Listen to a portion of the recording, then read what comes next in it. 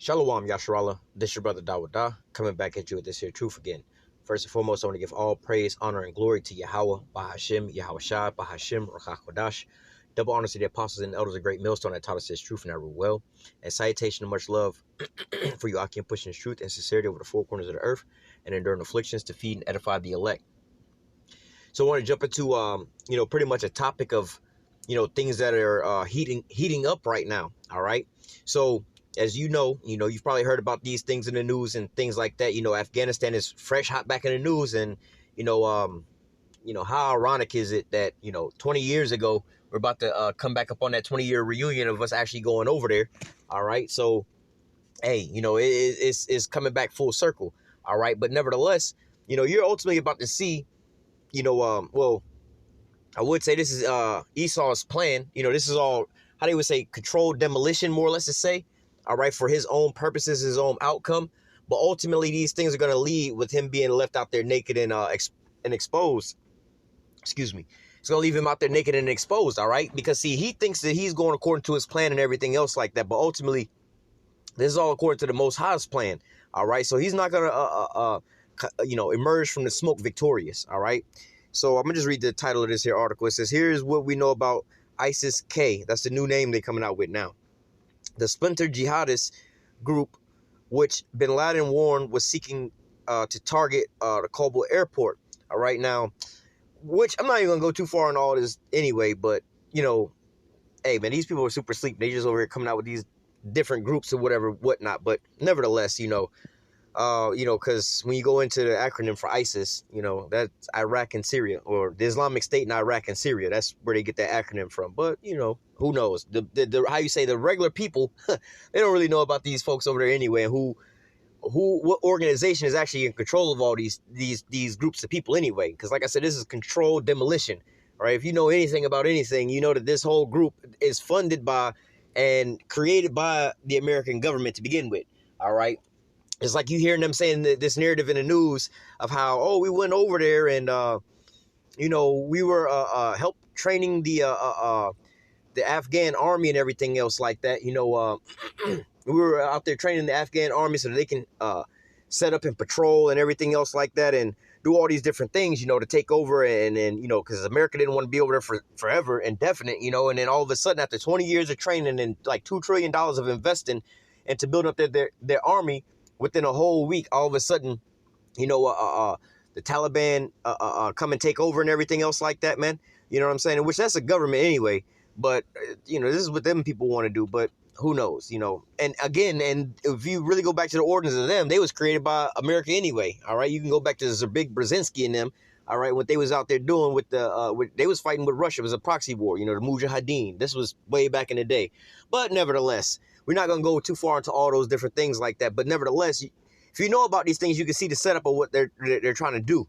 All right. We need to bring the troops home. And then we have this here scenario where, there was just an explosion because they're mad at 20 years of all this stuff going on. Now they're coming out of the woodwork. Biden trying to make his name clean by bringing the troops home, and they're going to just leave the equipment behind. Like, yo, man, that's one thing the American military never does. If they do leave military equipment behind, they typically destroy it because they don't want their enemies to be able to get that equipment and, reverse engineer it. All right. So they would never leave none of their equipment anywhere. All right. Even if they have like some equipment that is like crashed, like a downed helicopter or something like that. Bin Laden, when they killed Bin Laden and one of them helicopters crashed, I believe they blew it up on the way out anyway. So because it was like a stealth helicopter, they didn't want everybody to know their little trade secrets and everything, man. All right. So this here narrative of them, we just had to scram and get up out of there real quick at the last minute. We had to leave our equipment behind because it took too long to evacuate the equipment.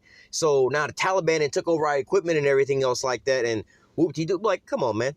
Like, if you really know anything about these things in the backdrop, you would know that they could blow up their own shit and just be up out of there real quick. And they would never do that anyway. Why spend all that money and just leave that equipment over there when they could just sell it to their allies, man? Because they do this anyway.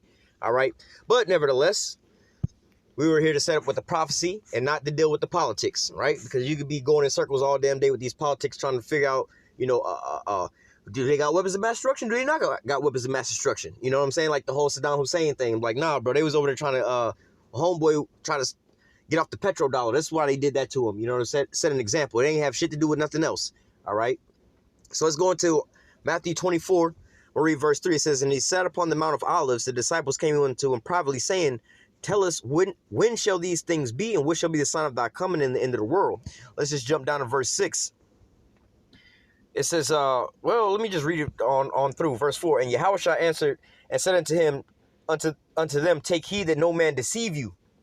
And right now, hey, you have a borderline of deception going out right now with a lot of different things, but mainly, the main question that's on everybody's mind, whether they want to agree with it or not is, is this really the end of the world or is it not, And that's what a lot of these things are predicated on. Some people want to believe that, this medical situation is going to blow over and we're going to get back to normal, meaning that it's not the end of the world. We're going to keep going on. I can keep living in my wickedness. I can keep on flourishing and going out here and doing whatever I want to go do, So we don't believe it's the end of the world or this thing is going to blow over because we don't believe it's the end of the world. We want to continue on in our wickedness. Then you have some people that are saying, oh, these things happen all the time. It's here and it's going to go away. These wars and rumors of wars, they ain't going to really go to war. America's never going to, get taken out of power or, oh, we're going to stop Russia and things like that because, again, they don't want to see their end, come to pass. All right. So, but nevertheless, we're out here pushing out this not narrative. We're pushing out the truth of the times that we're in. And we're breaking it down and filtering it through the prophecies. All right. So there's no questions asked about these things. We know what time we're in. All right. But nevertheless, you have some people out here wanting to deceive you. Oh, it ain't no Jacob's trouble. It ain't going to be no chip.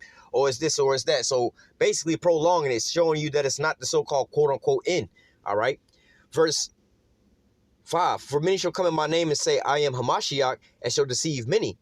And you shall hear of wars and rumors of, what is that?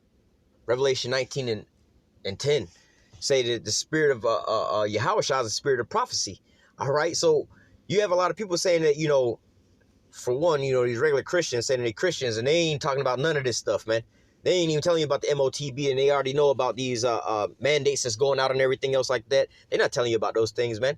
They're not telling you about the wars and rumors of wars. But they are, but they telling you that these are basically Ishmael the Edomites, if you can believe it. That's how they putting it out. Oh, these, because they know they Ishmael over there, right? But they also calling them Edomites. So, you know what I'm saying? Like, what the hell kind of shit are y'all talking about? No, the Edomites is y'all the Edomites, and them Ishmael over there, you ain't really got to really worry about them. It's more or less you Edomites is going to take everybody to World War III. And they just a little byproduct. They're going to just join in. Y'all going to be having World War III in their lands. But nevertheless, and this is what you see going on over there right now. All right. So again, going back to the what they call it, the Mujahideen, and I forgot what the name of the damn war was called. But it was basically a proxy war between Russia and America back in the day, an actual hot war around the time of the Cold War. But where the Taliban was formed and everything else like that, where they was going back and forth. All right, where they have people that are focusing in on that right now. Oh, the terrorists, and Afghans. When the real situation is with Russia and them. All right, because if America really wanted to, they could go over there and level that whole area. So first of all, Iraq had a way more sophisticated military than Afghanistan, right? They went in and liberated, or not liberated. They went in and basically took Fallujah in like a week, which is like a how you say, it's like a populated city and things like that, man. All right, now Afghanistan, it has a very mountain range and everything else like that. So it kind of be like fighting in the Vietnam War, more or less to say. But nevertheless, again, they can just go over there and start blowing the hell up out of that thing. They know how to destabilize certain things. You know what I'm saying? They can not kill all the people, but mess up their infrastructure so that it was like, yo, well, we knocked out y'all communications, y'all water supply and food supply. So now what, y'all gonna just starve it out here? You know what I'm saying? And again, not get into the politics, because they wouldn't have no damn weapons over there if America wouldn't have brought the weapons over there to begin with. You know what I'm saying? Like, a lot of these nations ain't got no goddamn military planes to be trying to fly no planes over here trying to bomb your ass. Like, how the hell they gonna get over here? But again, not get into the politics, but you have to understand that the backdrop of all these things is moving these soldiers into the Middle East for what? World War III. All right, people thought, oh, they brought to bring the troops home and this and that, but then that's contrary to what we were saying, man. Hey, once they get sent over there to the Middle East, they ain't coming back, man. They're gonna be they're going to be basically buried into the sands of time over there in the Middle East, man, because the scriptures tell you about that, man. And the Apocrypha, how they're going to be, the wives are or the widows are not going to mourn their husbands, because they're going to all die in war. All right.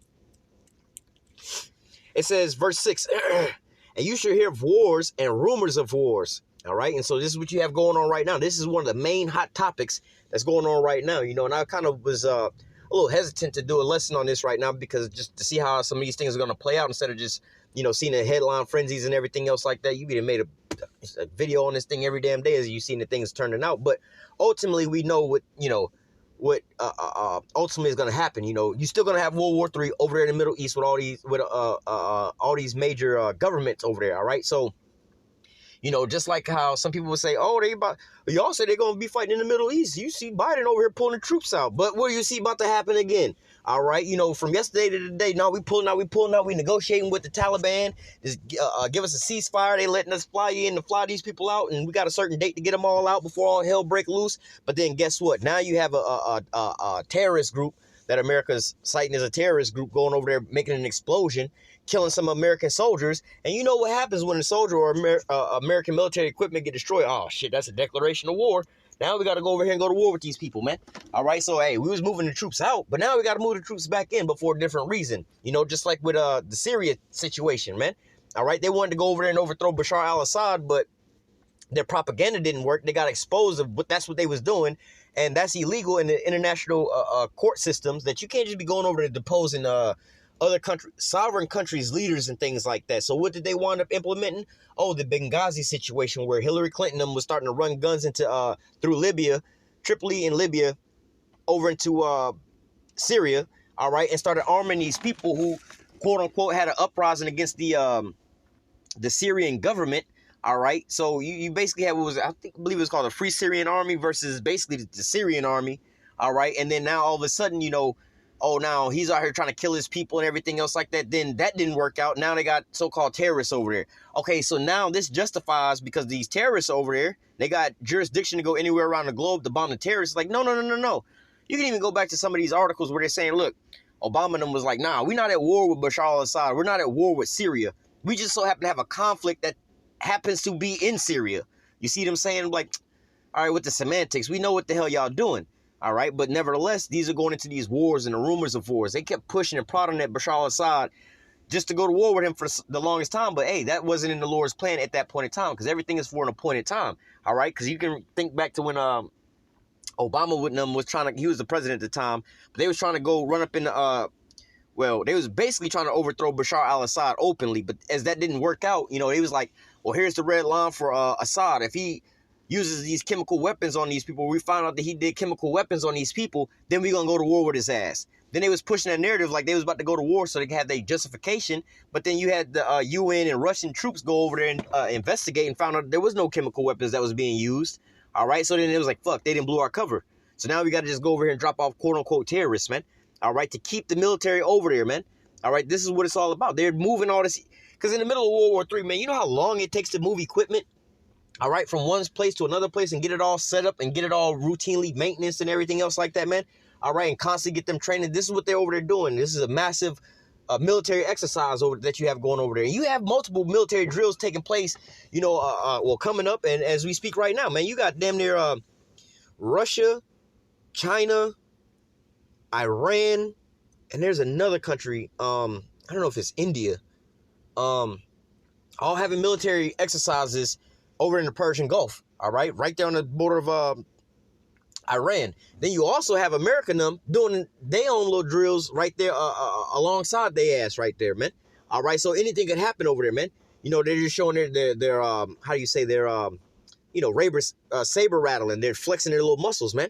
All right, just showing each other what they got and how they could compete with one another and everything else like that, man. Because these are all practice drills before they go into the ring for real. You know, it's like boxing, man. You got, you know, your sparring partner, your boxing, you know, y'all got your practice runs and everything else like that before you actually get inside the ring for the final showdown, man.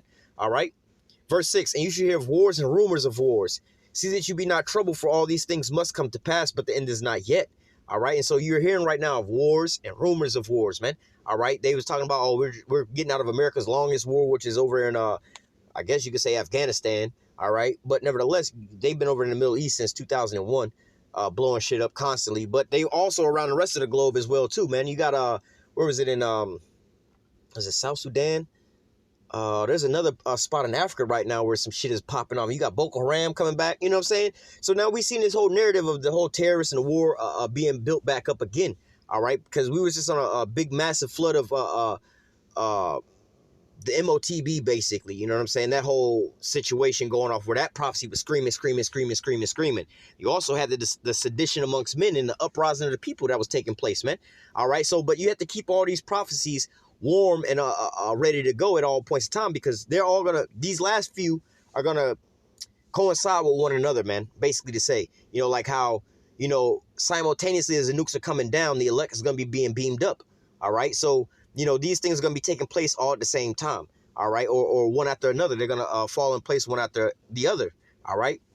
Verse 7 says, for nation shall rise against nation, all right, and you're seeing that right now, and kingdom against kingdom, all right. Again, you're seeing all these different things. You got America and China battling it out over the South China Sea, all right, the Spratly Islands out there, all right. America, well, you can call it America, but America and Israel against Iran, America against Russia, all right. You have all these different nations that are going back and forth. Well, America pretty much going at all these other nations, man, basically. You know what I'm saying? So, verse 8, all these are the beginning of sorrows, all right? So, hey, man, you know, people back in 2019, they was living their best life, and now the wars and rumors of wars have been building for a long time, man, all right? But then these prophecies was, you know, they was kind of spread out, but now they're coming faster and faster and faster and faster, man. All right, their weapons development and things like that. I remember, you know, it took them a while to develop the Satan 1 missile. Then a couple of years later, they came out with the Satan 2 missile. All right, then I believe it was like either last year or the year before last. Man, they dropped about like 6 new weapons. The hypersonic missile, the nuclear-powered cruise missile. All right, the S-400 or the S-500. All right, they pretty much dropped all this shit all at one time. It was like 6 different new items they all dropped at the same time in the same year. It wasn't a couple years in between each one. All right, and they're still advancing their weaponry right now, man. All right, you're starting to see Russia being more and more of a guard to these other nations more and more rapidly right about now, and these tensions rising back up, man.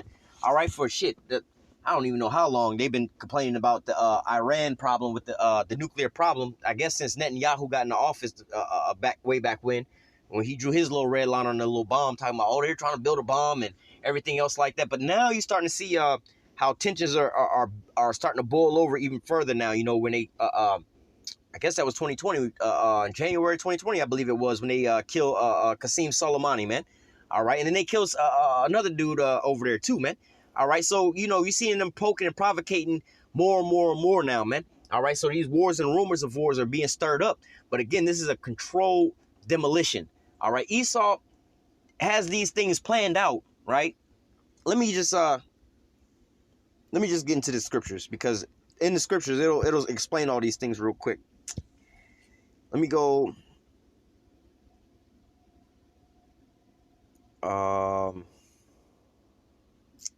Damn, I forgot what props. Anyway, Lord will, it'll come back to me. This is Joel 3. Oh, we can start at 1. 3 and 1. For behold, in those days and in that time will I bring again the captivity of Jerusalem and Judah and Jerusalem, and I will also gather all nations. All right, so this is what you're seeing happening right now. One way or the other, all these different nations are being pulled into the Middle East for one reason or another. All right, they're being pulled into World War III over one reason or another, man. All right, you have the China situation with the South China Sea. That's what's bringing them out to the war front. All right, Russia being surrounded by America and NATO. All right, that's what they're standing up for right now. All right, and they're also standing up as a hedge to these other nations so America don't just run up and bully them. But on the flip side, America saying that they have to stand up and defend themselves against Russia because of the meddling in the elections, the Russian hacking, you know, all this Russian interference here and there. So this is why America's going out towards them in the Nord Stream 2 pipeline. And they got another Nord Stream. I don't know what they're calling it, but they got a new one after that. All right. So you see America going at Russia for those things. I told you about Israel and Iran. They talking about some, oh, they're getting their, you know, they're enriching this uranium even more and more and more. They're shooting rockets over towards us, you know, increasing these provocations. You had, like I said, the top general was assassinated and things like that, man. All right. So you see all these different nations being pulled in for various different reasons, man, into World War III. All right. You're seeing even like the prophecies talk about America's allies, they that eat thy bread have deceived thee and brought thee even to the border. All right. The 10 toes hating the whore and are going to burn her with fire. We see these things happening with the S-400 delivery into Turkey. All right, and Turkey being part of the F-35 program, putting them on eggshells with one another, or with their allies, America. All right, then you having who was it? Was it either, I think it was Trump, who had called out. He called out one of these world leaders in one of these nations, but he talked about wait. It was Biden who called out Vladimir Putin. I think he called him a killer or assassin or something like that. And Erdogan basically was like, yo, cuz, you got to put some respect on these niggas' names, man. You can't just be going around, not even just Russia's names, but if they're a world leader, have respect for these people, man. Don't be just going around, talking down on them. Who are you to talk down on people like that, man? All right, so you're starting to see these divisions coming up between, all these different nations. And like I said, for different reasons. They're not all for the same reason, man. For different reasons. All right. So, hey, you have the Afghanistan situation. America's trying to pull out. But then now it's about to be the back blow of all those different things, man. All right. All these, Ishmael, basically, they got all that hatred in their heart for America for like, what, the last 20, we can just talk about the last 20 years of you decimating the whole Middle East. I mean, damn, they done blew the whole Middle East up, man. All right, how you think them people feel over there? There's people that's like, let's just say they 20 years old or 19, 18 years old. Their whole life they've been living under the distress and the bombing of America, going over there, blowing them all up. And now they 18 years old and they're like, yo, bro, I'm about to fight for my country or whatever because, hey, man, ever since I was born, I didn't see my mama die, my daddy die, my grandmama die, my brother and sister get bombed and everything else like that. And for what? What did we ever do to y'all? We didn't have nothing to do with that situation that happens next month. You know what I'm saying? We didn't have nothing to do with that. Like, why the fuck y'all bombing us, man? All right. It says, I will also gather all nations, and I will bring them down to the valley of Yahweh-Shaphat, and will plead with them there for my people, and for my heritage Israel, whom they have scattered among the nations and part of my land. So, again, like how I was just breaking it down to you, that these nations are all being brought out for different reasons. They're all being brought out for war for different reasons, but they're all, and this is in a carnal sense, right? In the normal, mainstream media sense, right? But ultimately, they're all being brought out there for what? That ultimate judgment, World War III. All right, the Most High is planning to judge all these nations, man. All right, let me jump down to verse 9. Proclaim ye this among the Gentiles. All right, because this is according to the Most High's script, according to his plan. This is the real reason why these things are happening, man. It's not the fact of, like I was just explaining, all these so-called political reasons why these nations are going at each other's throat. Nah, that's just what the hell some of these things are actually the reasons why they're going at each other's throat, but these are just the tools or the catalysts that the Most High use to put these people at each other's throats. But ultimately, it's to fulfill the Most High's will, his prophecies, man. Verse 9 says, proclaim ye this among the Gentiles, prepare war, wake up the mighty men. All right, let me read that again. Proclaim ye this among the Gentiles, these other nations, because before 2001, right, none of these nations was really battling it out with nobody. Nobody was really fighting it with nobody else. Nobody really had shit popping off like that. When America was still, these Edomites was still doing their little shit, around the globe and overthrowing governments. But it was more or less, covertly. They had, where they get the term coups from, coup d'etats, where they was going in and overthrowing governments and stuff, sneaky like. That was what was going on. But then, 2001, you had that whole stir up in the Middle East and everything else like that, man. All right. Then now you're starting to see these different nations starting to change what they were spending their money on. All right. To invest into military type of things, man. Because you had people like, let's say, for instance, Ezekiel 38 goes into putting the hooks into the Russians' jaws, right? The first thing that they wound up doing was strengthening their ruble, their currency first. That was the first thing they did, which you'd have to go back into figuring out what happened to them, at the fall of the USSR, right? They became basically a big-ass third world country. They was a big-ass broke country, all right? This was America's doing and everything else like that. But they strengthened their currency first and foremost, all right? Then they started rebuilding their infrastructure and everything else like that, all right? Then started getting into natural energy and into weapons and things like that. So now they're being brought back. Now one of their biggest investments is into what? Military equipment and weaponry, all right, and energy, all right? And then it's a constant circle. They can sell some of their older military equipment, all right, to finance the development of new military equipment. They can sell some of their natural gases and things like that to basically finance their military, advancements and things like that. Because ultimately, again, in Ezekiel 38, they're going to be a garden to these other nations or preparing these other nations. So they're going to be the ones selling the weaponry to these other nations, man. They're going to be making more money off of that, man. So you see how this is being played out. Let me read this again. Verse 9. Proclaim ye this among the Gentiles. Prepare war. Wake up the mighty men. Let all the men of war draw near. Let them come up. Beat your plowshares into swords and your pruning hooks into spears. Let the weak say I am strong. So, for instance, China, right? China, obviously, you know about China and their exports, right? You know, they export. They're the biggest exporter on the planet Earth, right? You know what I'm saying? As far as basically goods, right? You know, maybe America, you could put America up as number one, but America's top 3 exports really ain't nothing. It's, what do they export? It's media, guns,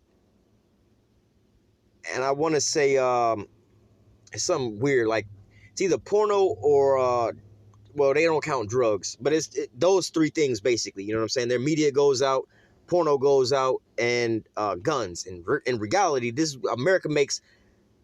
If you would get rid of the petrodollar, because you have to understand how that shit works too, they make the majority of their money off of that. But if you was to get rid of that and just see how much that they sell off and then they bring back money in on all those things, it's basically just those things. You have companies like Lockheed Martin, Raytheon, and everything else like that. They make the majority of their money off of that because they supply basically all of NATO with all their weaponry and everything else like that, man, and all their allies with the same thing, man. All right. But nevertheless, it says, beat your plowshares and the swords and your pruning hooks and the spears. Let the weak say I am strong. So you have these different nations, like, let's say, for instance, well, hell, right now you have Biden pulling out of Afghanistan, quote unquote, leaving military equipment behind for the Afghanistani people or for the Taliban over there, right? Well, if you even know how the hell the Taliban even got into power, like, they wouldn't even have no damn weapons if it wasn't for America arming them. All right, America armed their ass. I forgot what was it, in the 80s or something like that. They created them and armed their ass, just like how they created and armed ISIS. All right, you know, and the cartels. Hell, look this up. Operation Fast and the Furious. Eric Holder. All right, they got caught running guns. Him and Barack Obama got caught running guns out to the cartel. This is how they get all these goddamn guns and rocket launchers. You see them on the video shooting down military helicopters. Look, where you get a rocket launcher from? Oh, they got it from America. Where they keep getting the ammo from? How did ISIS get all these big ass guns, and where they getting the ammo from all these guns, man? It's not like they can just go to the store. Who is selling terrorist guns and stuff like that? Where they getting the gas for all this equipment? How the hell did they learn how to drive tanks and shit? Where did they even get the tanks from? Oh, America put equipment over there. Now, when you go into that, go look up Hillary Clinton in Benghazi. All right, now this happened in a place called Tripoli, which I believe is in Libya. All right, and what they was basically funneling weapons through there as well too for these same reasons, man. All right, but nevertheless, dropping off equipment over there. You have these nations, the weak saying I'm strong. Going back into that again, China, like I was explaining, is a big exporter country, right? They have these big ass exporting ships, to cargo ships, right? Believe it or not, China never had a aircraft carrier, right? They just developed their first aircraft carrier. I believe it might have been like last year, the year before last, right? So you see them building these things up, man. All right, they didn't made basically a state-of-the-art fighter jet, which basically it got copied from the Russians, Su-57 plane and everything else like that, which America said that they stole the design from America. But like, well, how come they shit work and y'all's don't work? You know what I mean? But nevertheless, you see what they call the Spratly Islands, which is like the South China Sea. All right, I believe there's like an oil bed up under that, but nevertheless, it's pretty much a big ass, how you call it, a aircraft carrier, but it's an island, so they can constantly keep launching off planes and refueling from offshore, man. All right, so they're developing their military right now as well too, man. All right, again, going into Russia, the weak saying I'm strong, man. They went from a third world country to now the most superior. They have the most superior military on the face of the earth right now. America will tell you that. They'll tell you that Russia got these hypersonic missiles and they can't do nothing about that shit, man. All right, they'll tell you that they got like missile defense systems that their missiles can't get through. All right, they'll tell you that their most sophisticated airplane, the F-35, can be seen, which is a stealth fighter, can be seen and can be shot down by Russia's S-400 missile defense system, which is like not even their newest missile defense system, man. So now all these weaker nations are now saying that they're strong. Now they're all coming up. They're all being built up right now. All right. Verse 10, beat your plowshares and the swords and your pruning hooks and the spears. Let the weak say I am strong. Assemble yourselves and come, all ye heathen, and gather yourselves together round about. Thither cause the mighty ones to come down. All right. Let the heathen be awakened and come up to the valley of Yahweh-Shaphat. For there will I sit to judge all the heathen round about. Put ye in the sickle, for the harvest is ripe. All right, going into her sins of reaching up to heaven. This is the time where the Lord is about to come and judge all these nations. All right, so look, gather them all up into one place, put them all in the battle in World War III. Like the Apocrypha said, hey, look, they're going to be fighting one against another, one kingdom against another kingdom, one realm against another realm. All right, and then the Lord is going to come in the middle of World War III. They're going to stop their fight that they got against one another. Then they're going to band together and fight against the Lord, and they're going to all get decimated, man. All right, so this is that point in time that you see is being cooked up right now, man. This is why you're seeing all these things happening, man. All right. Verse 13 again. Put ye in the sickle, for the harvest is ripe. Come get you down, for the press is full. The fats overflow, for their wickedness is great. Again, so, hey, this is the end of Esau. Hey, the Lord has set his bounds that he cannot pass. His days are numbered, man. All right, and so his sins is now reaching up to heaven, man. All right. Verse 14, multitudes in the valley of decision, for the day of the Lord is near in the valley of decisions. So, hey, ultimately, it's going to be, going to multitudes, gathering all these nations and all these different militaries out there battling it out in the Middle East. So if you were thinking that, oh, they about to pull the troops home, we're about to finally, after 20 years of war, we're going to finally be at peace, no more war, lead them to go over there and everything else like that. We ain't going to war no more. And you can't, no other president can convince the American population for like the next 20, 40 years to go back to war after what we just been through. No. You forgot about the prophecies, man. You forgot about the Most High's plan, man. So no matter what kind of tap dance that they out here doing in your face, that ain't that's not the script that we following after, man. We have to follow after the Lord's script, because look, here go one for you right quick. Proverbs 21:1. The king's heart is in the hand of Yahweh. As the rivers of water, he turneth it whithersoever he will. All right. So ultimately, the Most High is the one that's directing the course of these different nations, these different kings and everything else like that, bringing them and putting certain things into their minds, bringing them down into, the Middle East for what? World War III, where he's going to sit and judge them all. I got a couple more precepts, but you know what? I'm going to just touch on this real quick and we'll close out. I didn't want this video to be that long, but hey, Job. Let me just start up at 4, and I'm going to read down really quick, though. Job 18:4 or 5. Yea, the light of the wicked shall be put out, and the spark of his fire shall not shine. So this is ultimately, the summary of what's about to happen. All right, Esau is about to be taken out of power, right? But there's going to be you have to go through a certain protocol for certain things to happen. And you're seeing the Most High getting his agenda done through these certain steps that are being taken. All right. It say, yea, the light of the wicked shall be put out, and the spark of his fire shall not shine. The light shall not shine, and the light shall be dark in his tabernacle, and his candle shall be put out with him. All right. Hey, Esau being taken out of power. The steps of his strength shall be straightened, and his own counsel shall cast him down. So again, you have to think about this two different types of ways, carnally and spiritually. Spiritually, we know that all things are working together in the Most High's will and his fashion and way. Now, the way you see it being played out is a different scenario. But again, like we're about to read here. All right, let me read this again. It says, the steps of his strength shall be straightened, and his own counsel shall cast him down. So he has a plan and an agenda. They have a thing called the Hegelian dialectic, order out of chaos, problem, reaction, solution. All right, they already start with the solution, then they create the problem or the chaos to bring the order in. All right, but he thinks this is his plan, but ultimately it's going to fall on him. All right.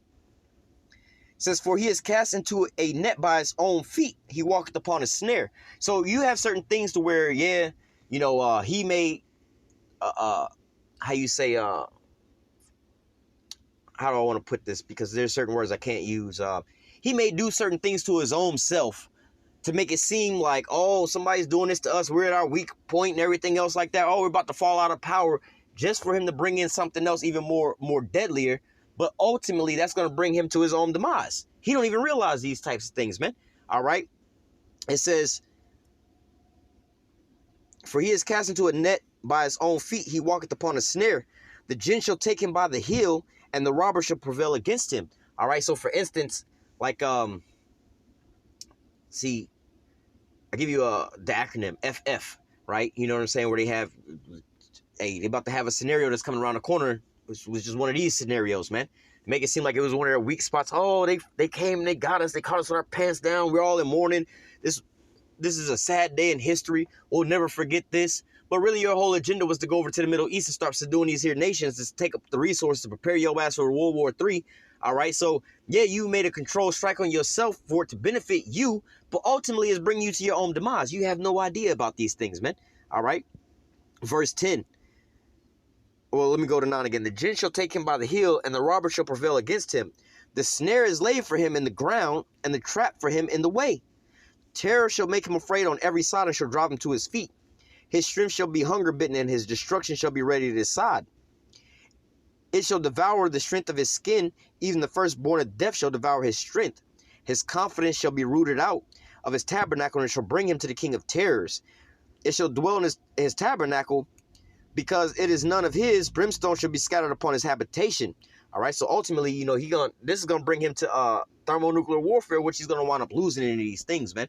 All right, because he's set up all these different things, you know, these different events and everything else like that to have these reactions take place to these other folks. But in the back of his mind, he has like, I'm gonna wind up prevailing and, you know, reign supreme at the end all be all. I gotta control, you know, like they do out here in the world, right? Hey man, I'm behind on my car payments. I got full coverage insurance. I'm about to set my own car on fire real quick and claim up this insurance or whatever, whatnot, so I can get a big ass payout. But then come to find out, you got caught on camera doing this shit. Now your insurance company is like, yo, we ain't paying for your car. You're going to have to pay for that. And then on top of that, we're going to bring criminal charges on you. So instead of you getting a payout, you still have to pay for your car, make all the car payments. The insurance ain't going to pay for it. Your insurance rate is going to go up, and now you got criminal charges. See, you thought that you had a plan. You was going to sneak somebody else with your little FF. But then ultimately, it was a trap that was laid for you. All right, I'm gonna end off with this because ultimately, you know, this here's trap and a snare that he made by going into all these other people's nations and how you saying, upbraiding or you know, regime changing, overthrowing all these different leaders and everything else like that's gonna cause this to come up. Yep, let me read from verse 5. Yea, also because he transgresseth by wine. He is a proud man, neither keepeth at home, who enlarges his desire as hell, and as death cannot be satisfied, but gathereth unto him all nations, and heapeth unto him all people. So, because he's meddling in all these other countries for his own benefits and things that he think in his mind, and he gonna keep getting away with it because don't nobody know who he is and everything else like that. You know, like we read earlier, let the weak say I'm strong. He think he can just bully everybody, but he's not taking into account that the Most High has his plan, right? Verse 6, this is what he wasn't expecting. Shall not all these take up a parable against him, a taunted proverb against him, and say, woe to him that increases that which is not his? How long? And to him that laid it to himself with thick clay. So they're gonna say, damn, bro, all right, bro, we tired of this shit, man. We gonna say something about this shit now. He wasn't expecting that, right? And he wasn't expecting. Well, let me keep reading. Shall they not rise up suddenly that shall bite him, and awake that shall vex thee, and thou shalt be for booty unto them? Because thou hast spoiled many nations, all the remnant of the people shall spoil thee because of men's blood and for the violence of the land of the city and all that dwell therein. So he's not taking into account that, hey, look, all you really doing is create more and more enemies. You had one enemy over here, one enemy over there, you know, and they was already enemies with each other. So, but now because you over here working both of their asses, they're like, you know what, how about we band together? Now you got one super enemy over here, man. Now they're going to all band together against you and realize that you the problem, man. All right, so ultimately, you know, these things are going to bring your ass into what? You know, World War III and your desolation, man. All right, so, hey, you know, as we hear about these wars and these rumors of wars being built up, man, just know that, hey, Esau's days are numbered, man. All right, the Most High has set the bounds that he cannot pass, man. All right, so this is the end-all, be-all for his ass, man. All right, so I'm going to go ahead and close out with that. Lord willing, this here lesson was edifying unto the elect. Until next time, I say, call halal, Yahweh, Bahashim, Yahushai, Bahashim, Rakakudash. Double honor to the apostles and elders, a great millstone that taught us this truth and ever will. And salutation and much love for you. I can push in this truth and sincerity over the four corners of the earth and enduring afflictions to feed and edify the elect. Until next time, I say, stay strong. Shalom.